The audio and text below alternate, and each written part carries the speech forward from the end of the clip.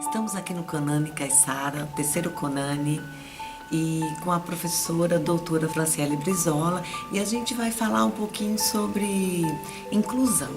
Então, doutora, eu queria saber de você o que é inclusão e sobre a diferença entre inclusão e integração.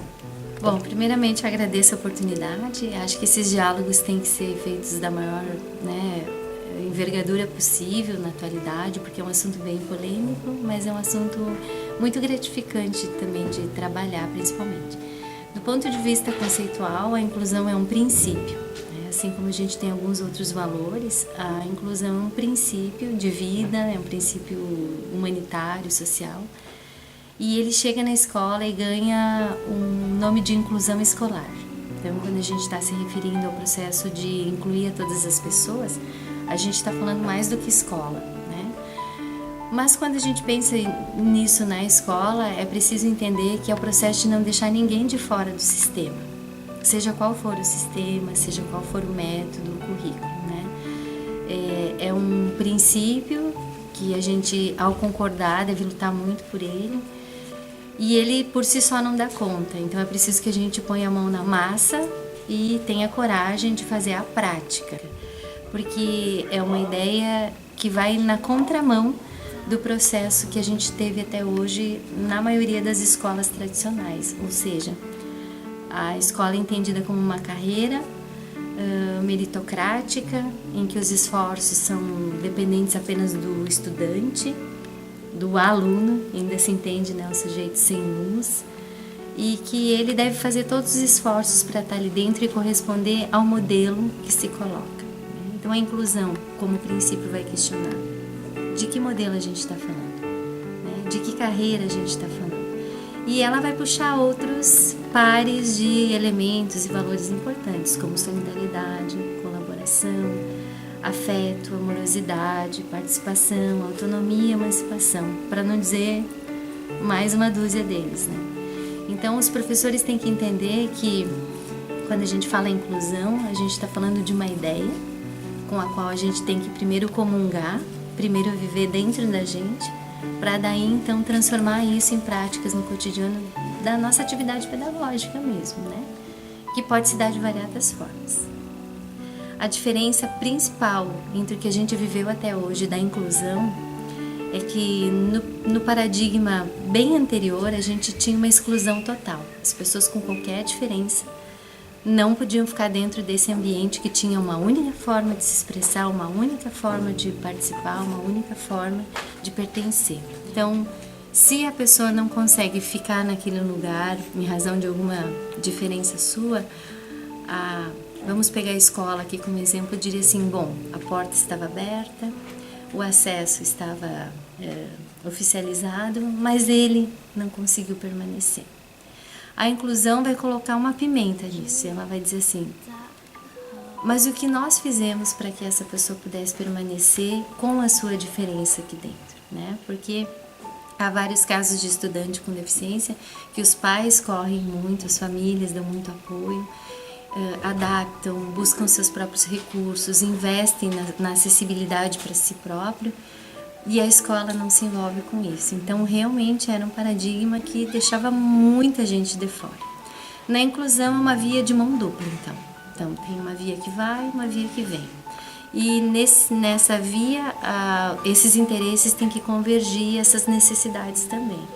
Então, uma pessoa com qualquer diferença em relação ao padrão daquele ambiente, ela deve ser considerada nisso e aquele espaço deve estar flexível para que ela possa permanecer ali.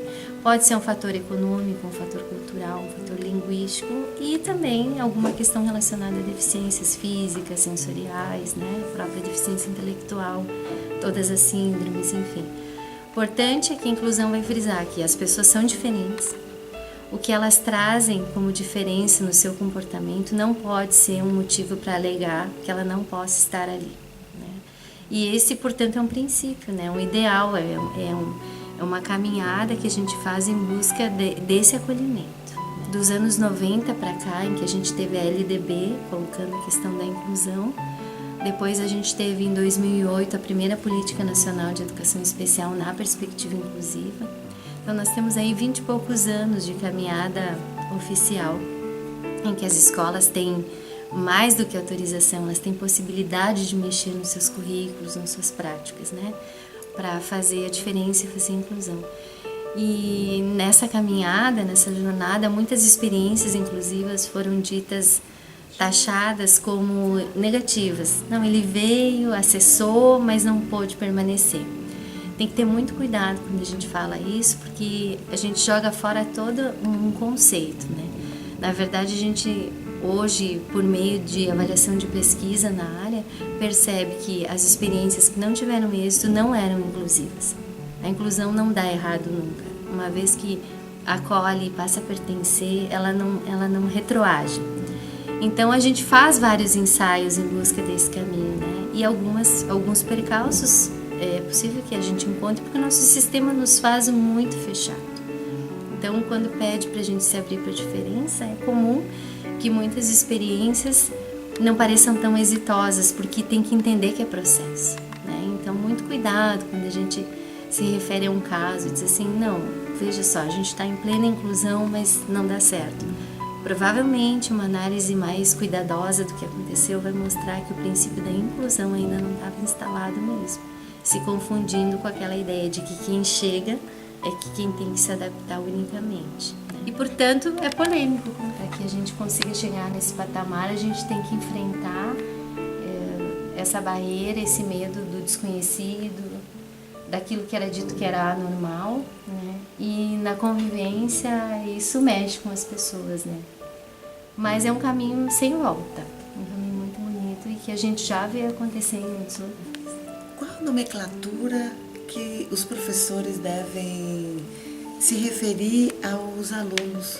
Seria deficiente físico ou criança com necessidades especiais? Como a gente chama as pessoas, né? O Romeu Sasaki é um teórico, pesquisador da área da educação especial e é uma sugestão de leitura, né? Como chamar as pessoas que têm deficiência, um texto de livre acesso também, bastante conhecido.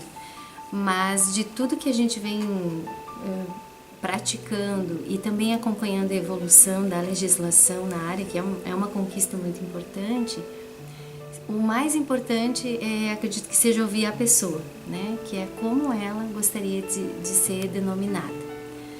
Mas tirando esse aspecto, né? Primeiramente, talvez chamar pelo próprio nome da pessoa seja a melhor sugestão. Mas eu entendo que quando a gente tem que esclarecer ou sistematizar, pensando em sistema, em burocracias, em organizações, o próprio censo escolar pede, né? Que a gente fale nessas pessoas por categoria. Essas pessoas são todas diferentes umas das outras, então não basta dizer os autistas, os alunos com síndrome de Down, né, as pessoas com deficiência intelectual, porque a gente não dá conta de falar de cada um. Mas se a gente precisa fazer isso, o ideal é entender que a gente teve nomes já, nomenclaturas e terminologias que historicamente revelam o nosso progresso. Então, muita gente critica e diz assim, não adianta mudar um nome porque não mudou nada da concepção. Eu acredito que falar o nome é de fato anunciar uma nova concepção. Eu acho que não pode banalizar isso, dizer, não adianta mudar de integração para inclusão. Não, eu acredito firmemente que as palavras trazem sentido, carregam sentidos, né? Então, nós tivemos uma época em que essas pessoas eram tratadas com extremo preconceito. Na caminhada histórica da luta dessas pessoas, quando a gente passa a conhecê-las, e também quando o conhecimento científico da própria psicologia avança e da medicina, a gente vai conseguindo fazer distinções importantes, por exemplo, que a pessoa com deficiência não tem doença mental, né? Uma é uma condição e a outra é outra condição distinta. Então isso também já ajudou muito. E atualmente no Brasil a gente passou pelos nomes mais atuais que eram pessoas excepcionais, em razão do grande movimento das associações, né, das APAES, entendendo que excepcional é um sentido que não carrega nenhum valor negativo e nem positivo. Excepcional é o que foge à regra, é o que foge ao comum, né? Mas, infelizmente, esse adjetivo, né, ele acabou sendo carregado de um aspecto um pouco negativo, né, quando a gente não precisaria ter pensado dessa forma. Depois desse processo, um termo que ficou muito evidente, foi portador de necessidade especial, porque nos anos 90 esse conceito de necessidades educativas ou educacionais especiais veio à tona. Mas é importante frisar que necessidades educativas especiais compreende um amplo espectro de coisas, não só em relação às deficiências. Então, eventualmente se diz por meio desse conceito que qualquer um de nós, com ou sem deficiência de qualquer natureza, pode eventualmente na sua vida ter uma necessidade educativa especial. Isso porque pode acontecer alguma coisa durante a nossa escolarização, né, que a gente precise um momento diferenciado, uma avaliação diferenciada, um ano atípico, questões sociais, emocionais. Então, resumindo, deficiência também entra nesse conceito das necessidades especiais, né? Hoje no Brasil, e até por conta da nossa LBI, da Lei Brasileira de Inclusão, do Estatuto da Pessoa com Deficiência e do Grupo Organizado das Pessoas com Deficiência, a gente tem uma tendência de acompanhar um movimento mundial que chama simplesmente pessoa com deficiência. Ou seja, se reconhece a diferença dela, sem que isso seja taxado de forma positiva ou supervalorizada também, ou negativa. Então, quando a gente fica numa situação de dizer como eu me refiro, em primeiro lugar eu pergunto como a pessoa gosta de ser chamada. Em segundo lugar, se eu tiver que falar sobre a diferença dela, eu posso dizer a pessoa com deficiência. E se eu puder especificar ou for necessário, a pessoa com deficiência visual, a pessoa com cegueira, a pessoa com deficiência física, a pessoa cadeirante, né, a pessoa com déficit intelectual, porque antes de tudo são pessoas. O que você vê, partindo da nossa realidade hoje, você vê para o futuro daqui para frente, né? Quais são as perspectivas para uma nova educação inclusiva? A gente está na melhor época de ser professor inclusivo da história da humanidade até então registrada. Eu brinco um pouquinho, mas eu também falo sério sobre isso, porque eu penso que no momento histórico em que a gente consegue perceber transformações no campo das novas alternativas, ou como é o CONANI, por exemplo, em que a gente tem abertura, né, já tivemos abertura política, muito embora isso seja um ciclo sempre a lutar, né, vide o momento histórico que a gente vive, a gente entra nesse ciclo, mas eu acredito que a gente esteja, teoricamente falando, num ciclo de muita produção. Então, muito mito já caiu por terra, né? A ciência tem esse papel de nos levar adiante também, e essa aura de inovação na educação, de abertura, de rompimento dos sistemas com aquilo que não faz mais as pessoas felizes ou que não as deixa ser autônomas, participativas, é o campo fértil para a instalação da questão da inclusão da pessoa com deficiência. Então, eu acredito que o processo de inclusão vai ter muito mais êxito a partir de agora, porque a educação vem se abrindo, né? Não seria uma... A gente sempre fala que a escola não é uma ilha isolada da sociedade. Então, o momento histórico é propício. Eu penso que o segundo fator é o conhecimento científico. Os professores podem se reformar, quem já foi muito formatado, e quem vem, que os novos currículos começam a arejar e abrir. Às vezes por força legal, né? É verdade que nem sempre o movimento é espontâneo. Mas a gente já viveu épocas muito mais fechadas, né? E a questão da deficiência, ela vem sendo muito apontada. Então, a formação docente, para mim, vai ser o campo em que a gente consegue dar essa reversão também. Não só pelo aspecto da obrigatoriedade, do tem que também aprender a estar, mas porque a teoria do ensino e da aprendizagem vem sendo toda ressignificada. Uma educação plural, a gente sabe que só se aprende o que a gente gosta e que tem sentido e significado. A neuroeducação vem contribuindo para trabalhar essas questões do afeto, do engajamento, né? A gente não está formando um robô, a gente não está numa fábrica, uma fabricação em série. E, por exemplo, o desenho universal na aprendizagem, que a pedagogia pode ir se relacionando, não é específico da área da educação especializada, né? Os recursos que hoje a gente utiliza para um aluno com deficiência intelectual, vou dar um exemplo, né? Existe um software que é o Boardmaker, em que a gente consegue fazer uns portfólios visuais, faz o link de imagem, palavra, significante, que auxilia muito no pensamento abstrato. É útil para todos os colegas, todo mundo gosta de usar. Então, quando a gente usa uma tecnologia por exemplo, que facilita com áudio para um colega cego, a gente está facilitando para todos aqueles outros que se beneficiam muito de aprender ouvindo, né? Então, tudo isso está a nosso favor. Tecnologia, teorias, né, arrojadas em termos do que, como o cérebro aprende, como funciona. E se isso for instalado na educação como um todo, a gente está fazendo a inclusão no sentido mais pleno da palavra. É um momento que a gente não precisa mais ficar tão apegado a adaptar para o fulano, para o ciclano.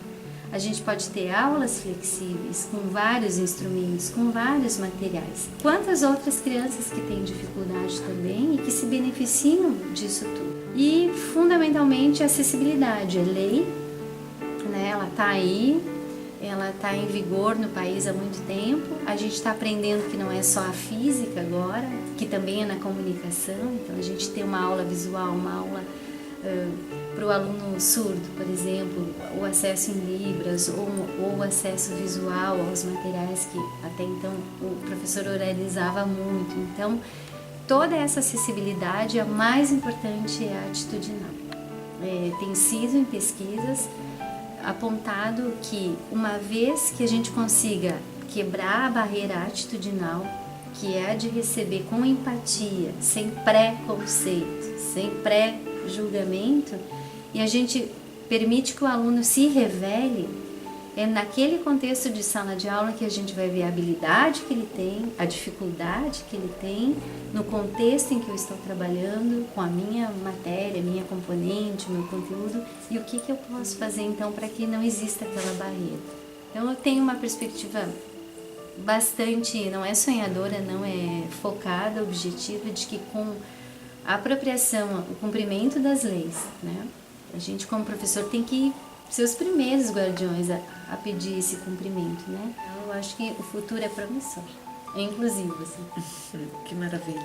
Muito obrigada, professora Fran, É um pelas prazer. contribuições. Imagina, sempre à disposição. Obrigada.